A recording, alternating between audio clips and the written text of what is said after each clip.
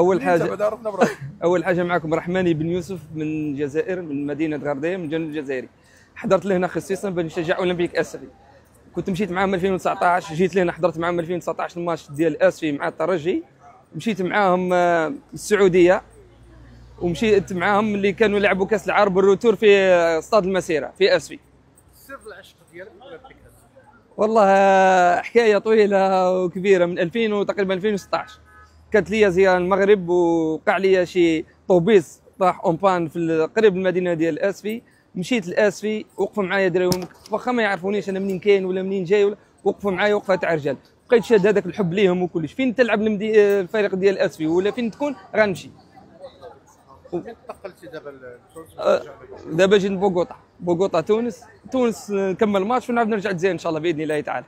النتيجه ديال المقابله ان شاء الله اليوم مربوحه، اليوم جرينطا ان شاء الله يا ربي نديروها هنايا ان شاء الله. اليوم الملعب التونسي اللي هنا لبسوا له جبه زينه ويروح مزيان منه ان شاء الله. يا ربي اليوم العركه تكون كبيره، 5 6 7 ما بغيناش اكثر من هاك. مربوحه ان شاء الله، وديما اسفي ديما اسفي ديما اسفي.